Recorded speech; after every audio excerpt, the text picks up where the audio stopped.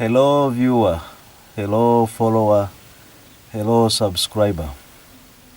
Today I'm gonna talk about the current topical issue, mainly which is about PLE after the release of PLE results and also the UC results. So I would like to to give my perspective of the PLE and its purpose. True, we cannot judge a child by the 2 hours. That's a total of 8 hours for the 4 subjects. But all in all, we can actually judge their performance using that stick. Now, some people say someone cannot go for 7 years and then you judge them in 2 hours. But for sure, the 2 hours mainly judge probably from as far as the worst, not the worst, but the far you can go is P4. P1, somebody is just learning how to write. You are doing the handwriting and the like. Forget about the current days of the kindergarten and whatever nursery school where we take children for the early childhood development. But like if it were me who just jumped into P1 straight away, we were using those sticks for counting the tens, the ones and the like. We were writing on the floor before you darten the board. Even the small fake board you were to write on using the chalk, you needed first practice before you spoil it. So in a nutshell, you really needed to know something in that regard. So it's the first step is P1, handwriting, numbers, alphabet, name it. P2, you are now trying now to start now understanding whether you can add, subtract, say sentence, try to see whether you can know yesterday and tomorrow. And then P3 for us, that's when you would start using a pen, because P1 and P1 was the floor in the dust, and then the funny chalkboard, and then in primary 2 you start now using the pencil. They make you sharpen it. You don't have a sharpener, you are using a razor blade, and at one point you just see the tip, the carbon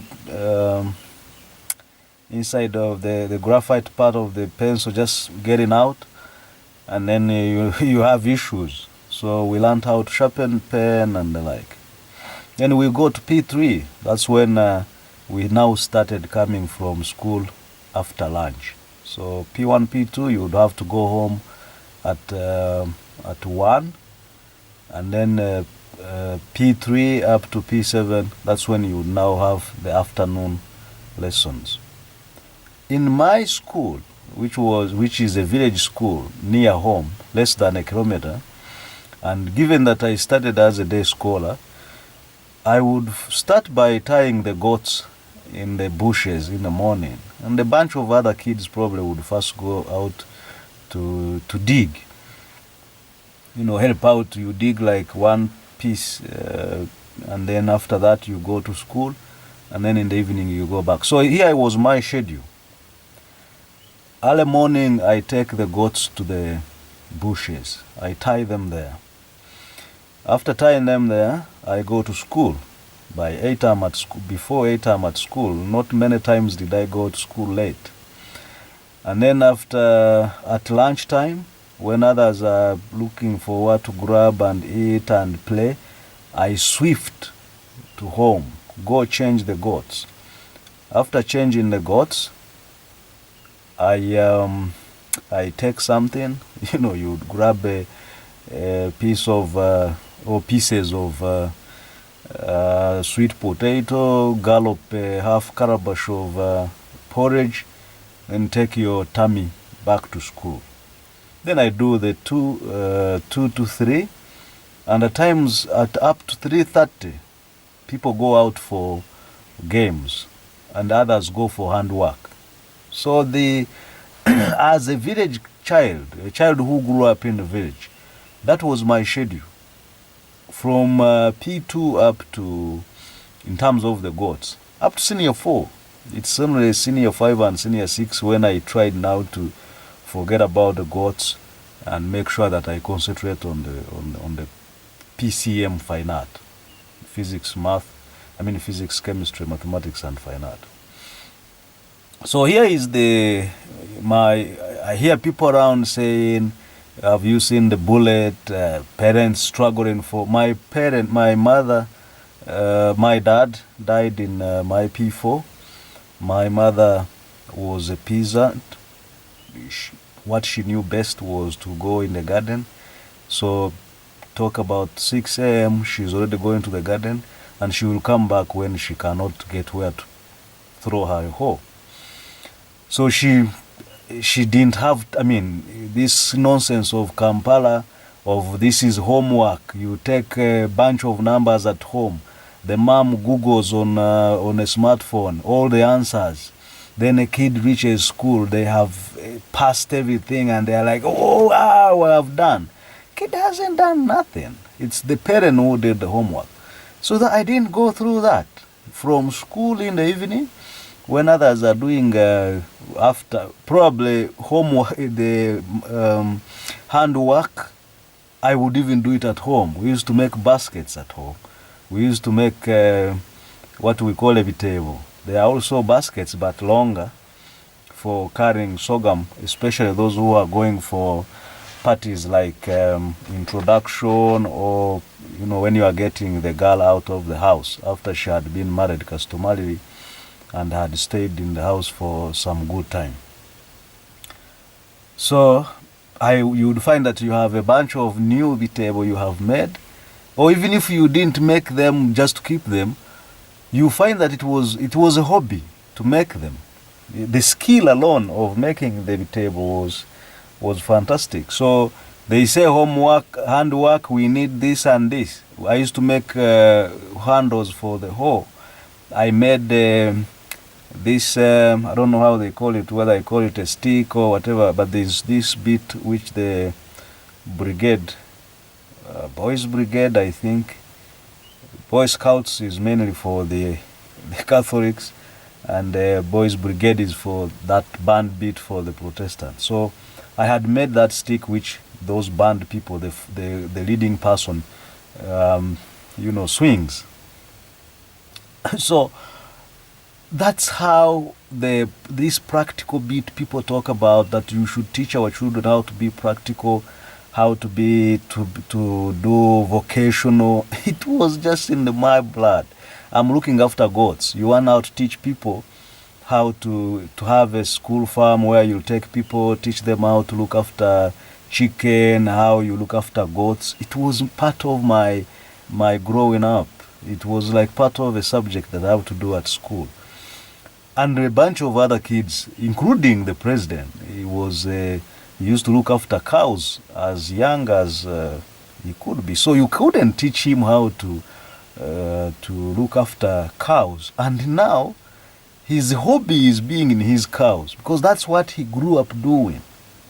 You can't teach somebody how to look after cows in a school. When he reaches home, he's on a smartphone, he's on a tablet, he's coding, or he's looking at the dad, doing stuff for the project that he's working on. And then you think you're going to have to teach them how to look after cows. And they see the school farm cow, if you got any, or in a tour. You go to Mburara, and then they take you to the farm at the Mburara Hotel, and then you say the cows do this, they are longhorned because of this. This is how they brush them in a day or two, and then you think that kid will perfect being a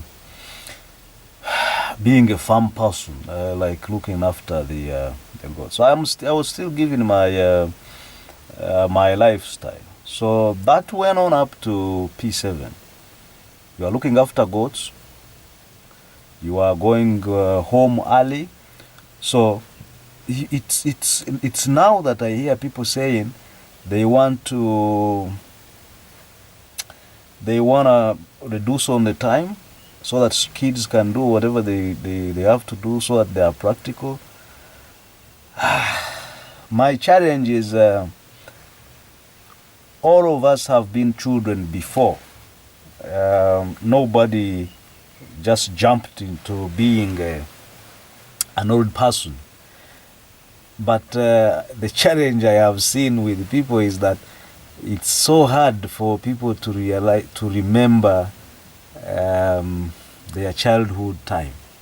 So I don't know whether it is by design or intentional. I don't know the rationale behind how or why people tend to not to want to remember how their life was when they were still children.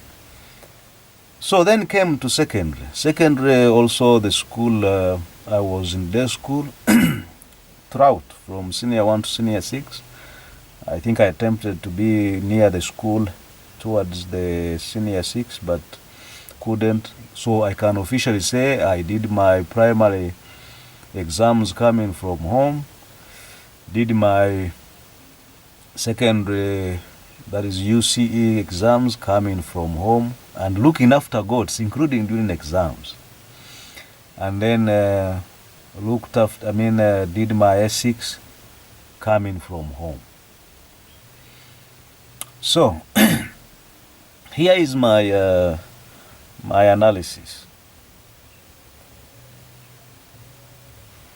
If the child process in primary is that P1, they are just learning how to do handwriting.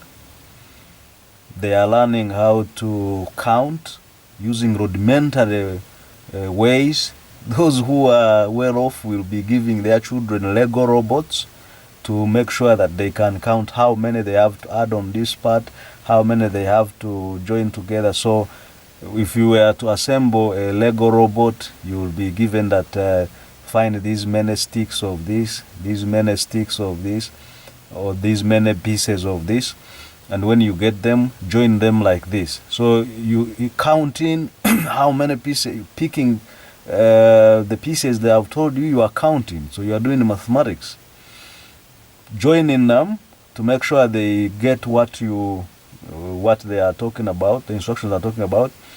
That is cognitive, the cognitive bit of it, that you know this one should be able to join with this one or join here.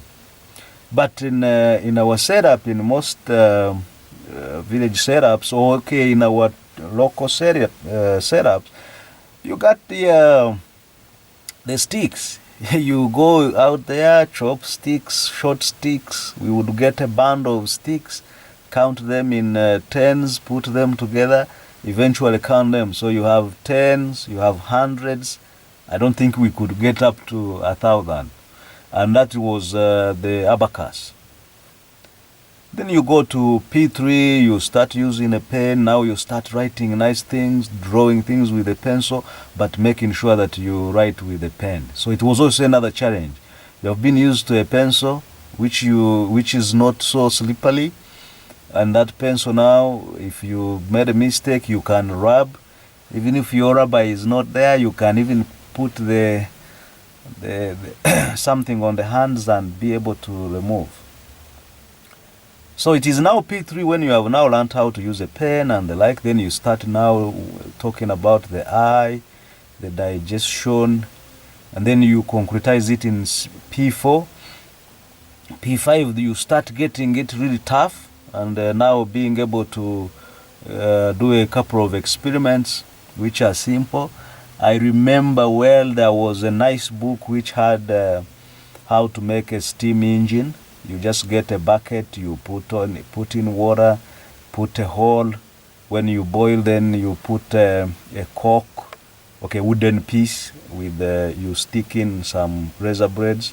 So when you boil, the water starts rolling. I mean the steam makes the laser blades to roll, and then you would have made an engine, a motor. You have made now the steam to produce rotational motion, rotary motion, which you can utilize. If you had a conductor connected and you move it in a magnet, you'd produce electricity. And then P6, you start now being given questions. Now you start being, drilled towards PLE, Then P7, you start concluding. And then second term, you do mocks. And then third term, you revise the mocks. And then you do PLE.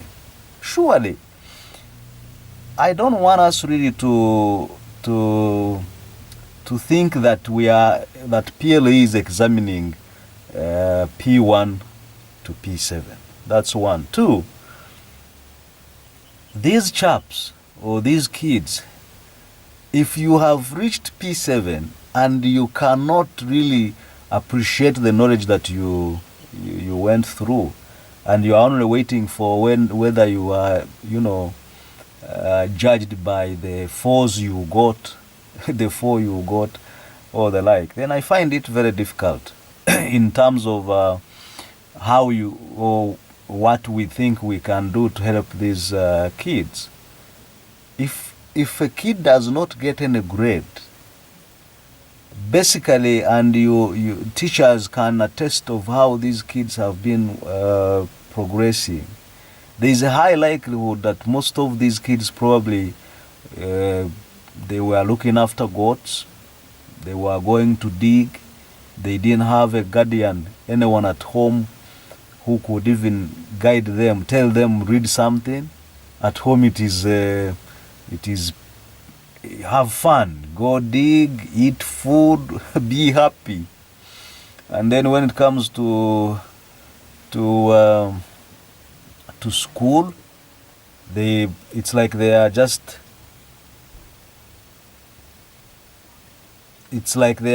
visitors at school. They just reach school before you know, or even they are being chased every time for school fees. Has just arrived to school, and then they are like, oh, those who have paid, they name them, go home.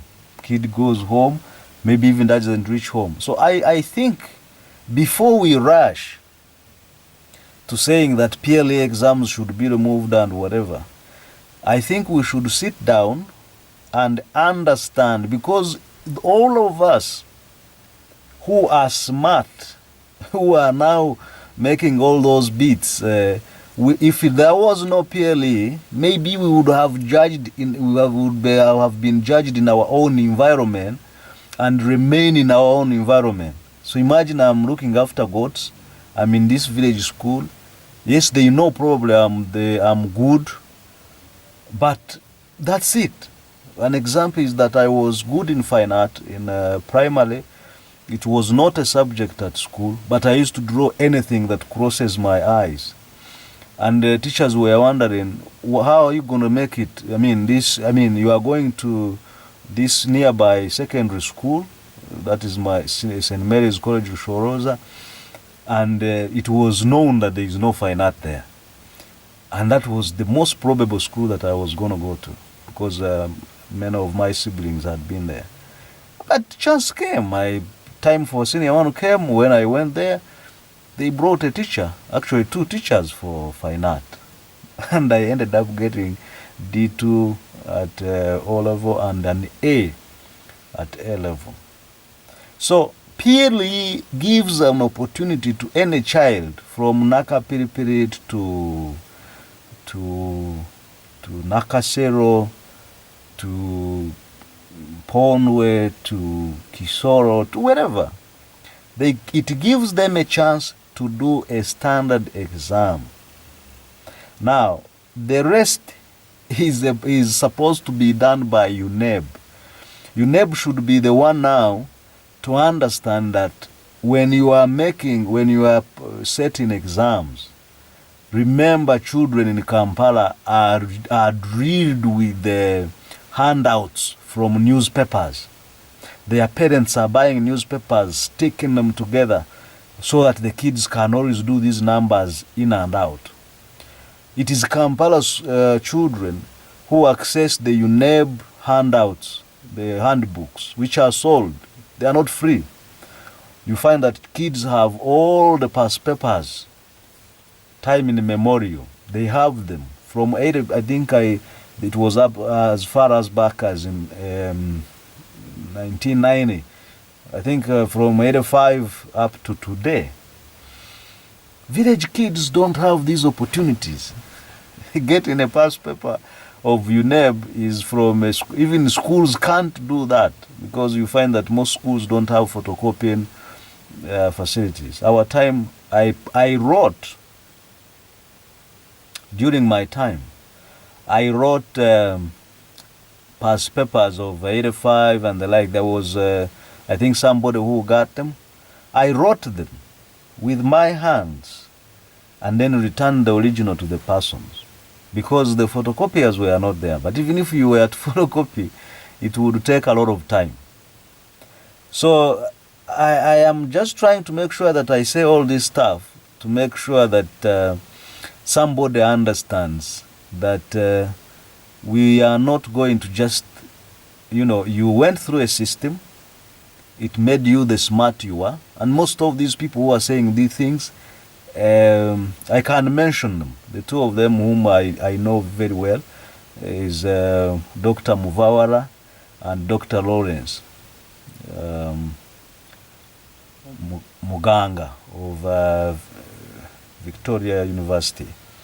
And Muvawara, Dr. Muvawara from National Planning Authority. I don't know much about Muvawara, but I think by even the name, he must have studied from Busoga, from a humble environment.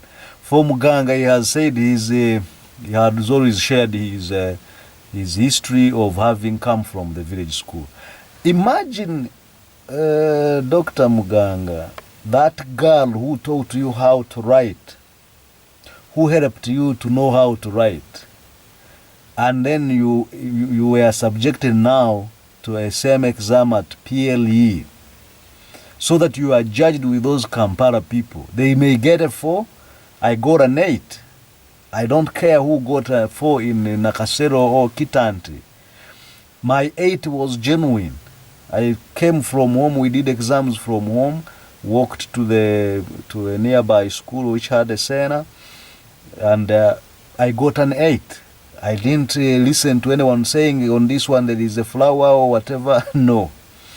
O level, I would go home, get my book, get my goats, go in the garden.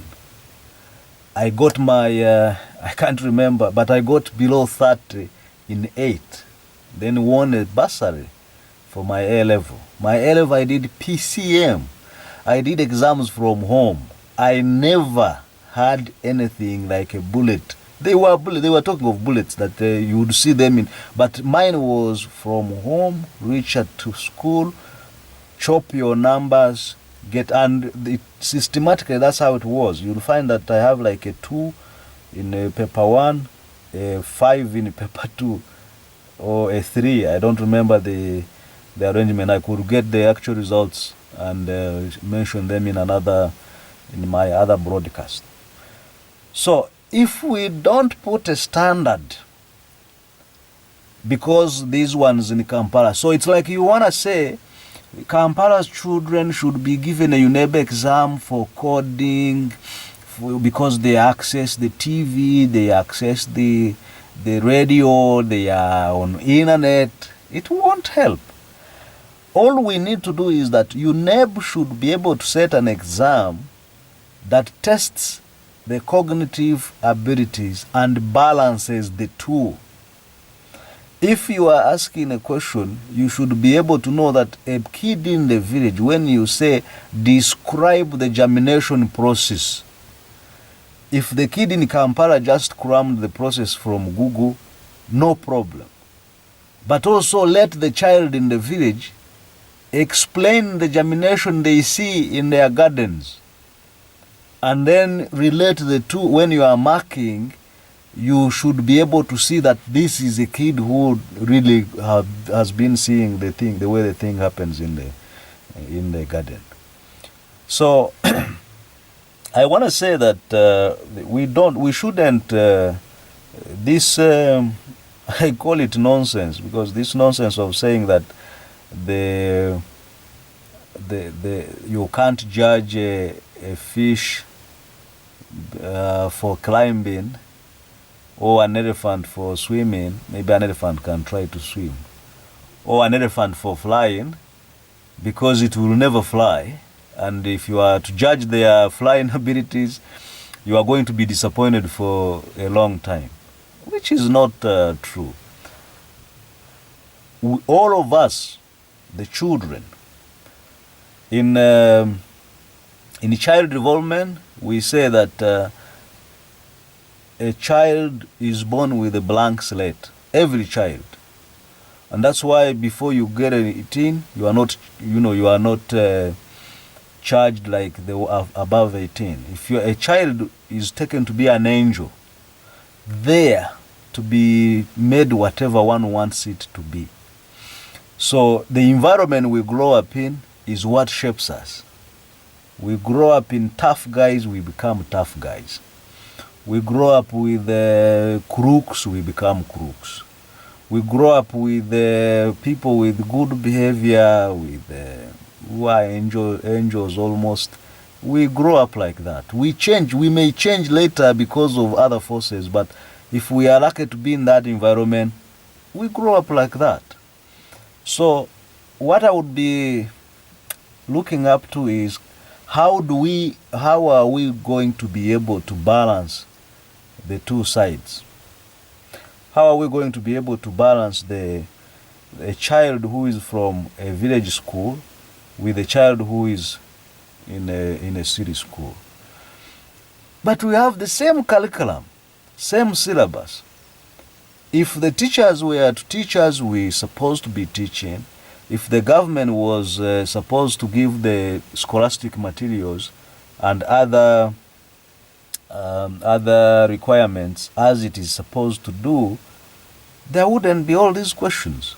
The primary the stuff I covered in primary is the same stuff people around covered, only that for them they are pumped more, and then they have other resources around them.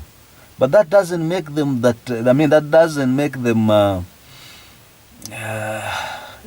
make them special. I am a village boy. I went through all that I'm talking about, looking after goats, walking home. I came to Kampala. I've been able, when you give me access to stuff, I've been able to do, I can't say too much or amazing stuff, but at least I'm able to do what one could have done. And when I went abroad for my studies, I did not feel out of place. I had studied what they studied. The only problem I had was I didn't know that these things are applicable. I didn't know that you could go in the lab and, touch a machine and make it move. My first time of looking into an electron microscope, I was like, we were drawing these things of metals and the like. Now here, I'm looking at them. So I talk about these two gentlemen because they are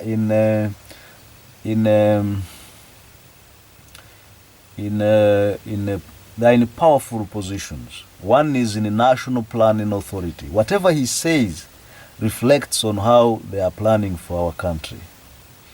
Then one is in charge of producing people who are going to be serving in the community. If you are a vice chancellor, you are in charge of shaping up people who will go out there and implement policy and do research and also influence how things are done. So I would like to make you sit down and meditate and say, if we were supposed to be judged, okay, not judged, but if we were supposed to be evaluated as per our environment or as per what we are best at, I don't know. I probably, if it wasn't much of the school stuff, that I would do, and then go home, put together batteries and make a circuit, make Christmas lights, one can say, then I could say that I was best at looking after the goats. Or maybe digging, but digging I don't think I dug so much. It was mainly, my job was about the goats, so when others are digging, I cook for them. And then when my time for taking out goats, I take out goats. But for goats, I looked after them religiously.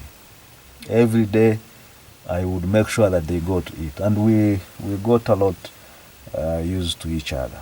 So, would I be judged by the way I'm looking after goats? Basically, would I be judged by that? So I would like somebody to explain to me how you want people to be judged. Whether you want the affluent Kampala people to be judged by this fantasy world they live in, and then for us village boys, they judge us by how we are able to dig well. No, there must be a standard. Now, maybe to conclude this idea, I will give an example of a marathon. Kiprotich or Cheptegei, now that he's the one on top, Cheptegei trains for a couple of years. Or if the marathon is annual, he trains the whole year. But in 2 hours is when he is judged. Nobody cares how he used to run very fast when he was doing practice. A good example is the sprinter, Usain Bolt. He said that you see him just running for less than a minute, and then for the 100, and then you think that's either he's lucky or whatever, but he puts in a lot of training, and then he's judged by how he's going to run 100 meters. So let's not mix things. Let's first do the basics. Let's first make sure schools have all the things that are supposed to be having. If children are supposed to be going out for games, let at least teach school a football. How can a school fail to have a football? This one you pump in. Football. Let each school have a football. You grow up in the village, you have never hit a football, a leather football. And when you hit it, you break your toes, because you are used to this one of polythene paper and banana fibers, which you just kick with your bare feet straight, toes straight in it. Then you try the same trick on a pressure football, and your toes get broken. I think we should stop. Having come from the village and we reach the city, and we have become the experts we have become. We have been put in charge of planning. We have been put in charge of academics, and then now we start reading books. We start reading curriculum books, psychology books, child development, and then we forget where we are coming from. Even here in Kampala, you have a bunch of kids who are in Kisenyi, who are in Banda, who are in Katwe, in famous Kamocha, and they don't even have a TV. They can't watch TV. They can't access a newspaper pull-out for the PLE, UNEB exam questions. So, we must first make sure that we have, let's provide lab equipment. Let's provide necessities. If a school cannot have a playground, let's have a playground where kids can always go and play. And then have learning centers. If your school cannot have a computer lab, let's have a computer lab center somewhere where kids in the locality can go and access a computer. If schools cannot have libraries, let's have a public library, well stocked with science, with humanities, with the stories and the like.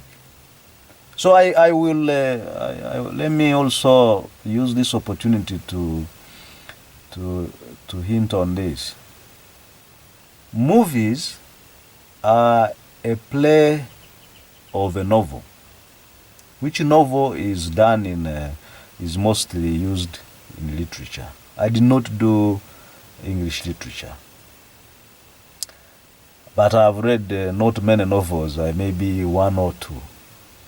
So we have now a challenge whereby VJs interpret on TV either soaps or even movies. Which movie is actually a play or an action of the novel? They do not interpret. It's not an interpretation. It's not a translation. That they are translating what they are saying in English and then saying it in Luganda.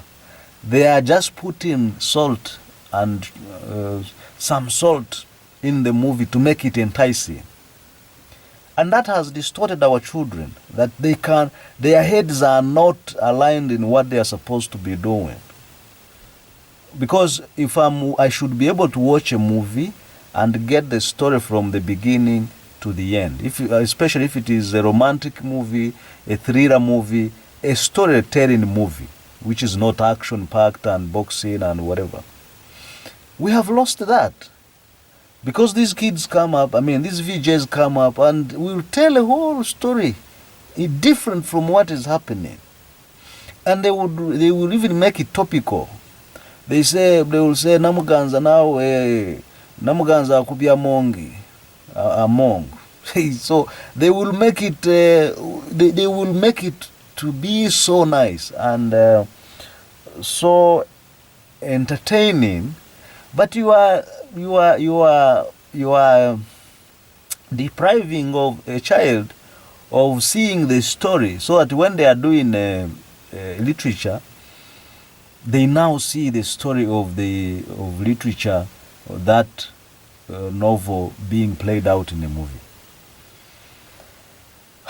So I could take a whole day. Giving my perspective of the events in the line of education, especially the PLE. But I have to conclude. I have to make a conclusion. So, members, colleagues, fellow citizens, my idea is that let's first give all children the basics. Let all UPE schools have the basics at school that they are supposed to have. Let all the teachers get comfortable. That if I want to teach about photosynthesis, I have the place where I can put a plant, I can access the cardboards to cover one leaf, then leave the other leaf open. I can have the reagents which I will use to show that there is chlorophyll in this and there is no chlorophyll in this leaf. If it is about germination, I should be able to get the seeds and access them freely. There are things we could do using our readily available stuff. But also the environment is not good. You want to do an experiment of air occupies space. You are supposed to use a glass, but you go in the village, you find that a bunch of kids have never seen a glass. They have their tampecos, plastic tampecos, and that's it. I think we need to first understand. This thing of coming to Kampala, we sit in air-conditioned vehicles, we are chauffeured in SUVs and V8s with air conditioning. We now watch CNN, we no longer watch Ginya Genya, and then we think that we are set to go. Please. This thing of thinking that we should do things in our own way is okay. But what do you got? What do you have? What fact? You can't even make, you don't even have a factory to make just your own kids. training kids. We still beg. We cannot even make a simple retort stand, which is a flat plate here, metallic plate, and even if you welded a rod up, you will make thousands of retort stands. And then you get, even if you welded everything and you leave where to tie a string for a pendulum, it would be done. But so I think we need to be serious on this. So I should conclude. It is okay for children to be assessed summatively the same way. The formative assessment should help the child in improving their skills. The termly tests, the termly exams, those should help a kid to be able to be panel beated, to be guided. Here you failed this because of this. You don't know how to calculate this because you take a lot of time in focusing on this when you should have focused on this and that.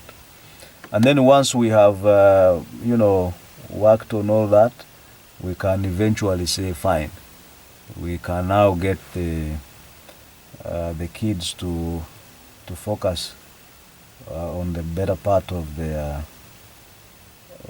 work.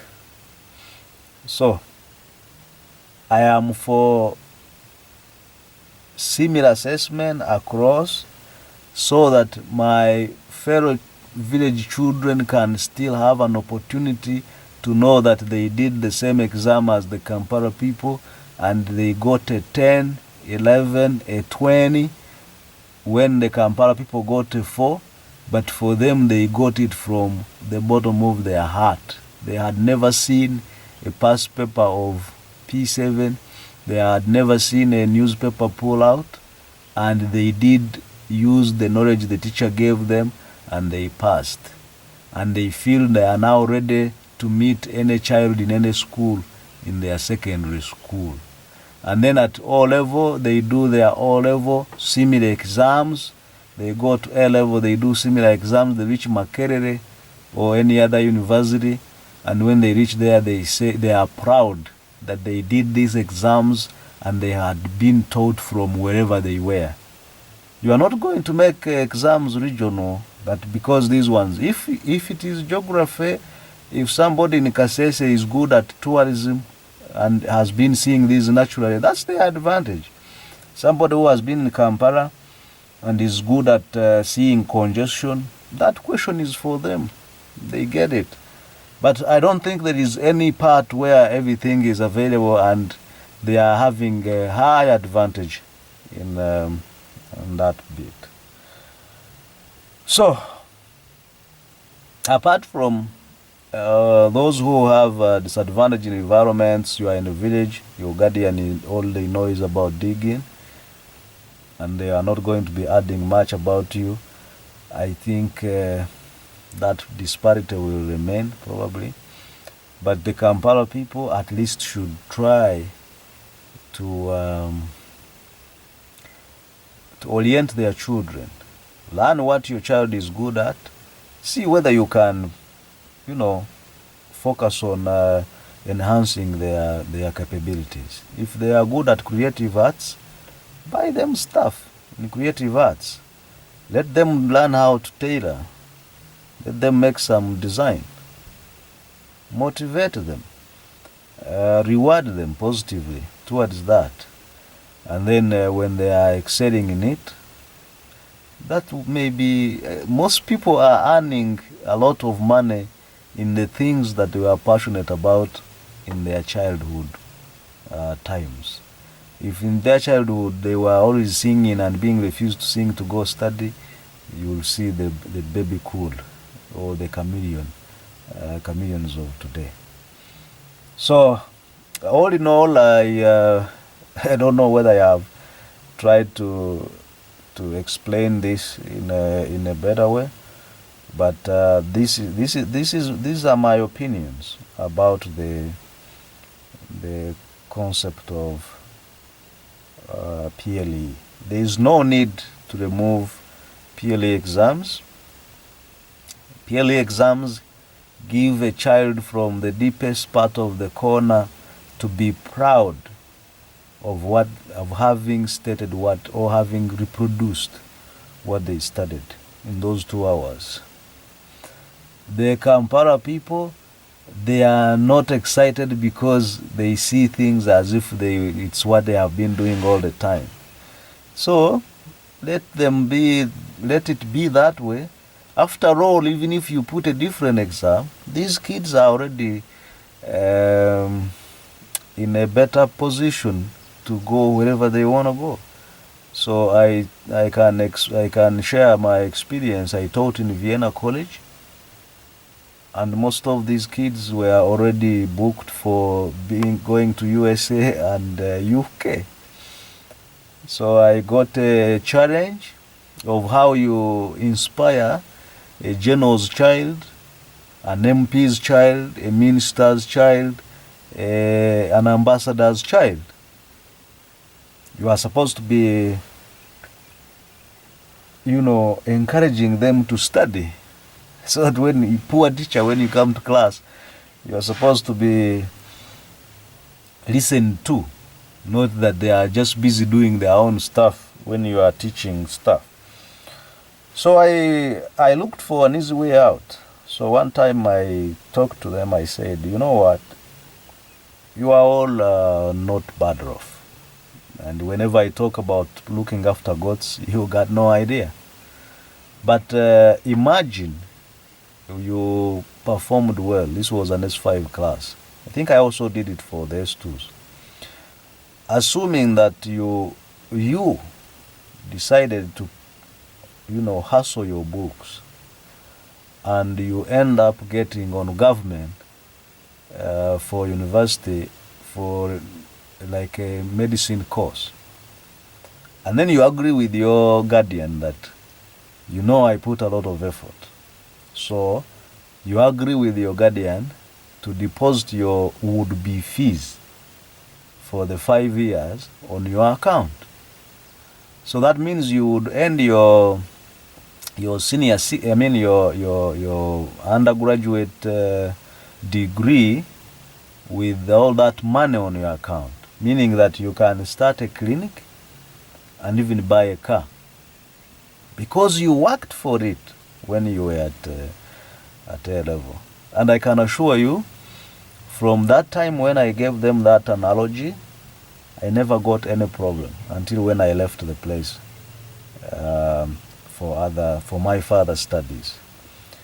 I would reach class, they are all there, they are all attentive, they are all looking forward to make sure that they will do medicine with the payment from the parent, because they would have gotten it on government scholarship. And for the senior twos, by then sciences were still optional, so from senior 2 to senior 3, when they would reach senior 3, they would be required to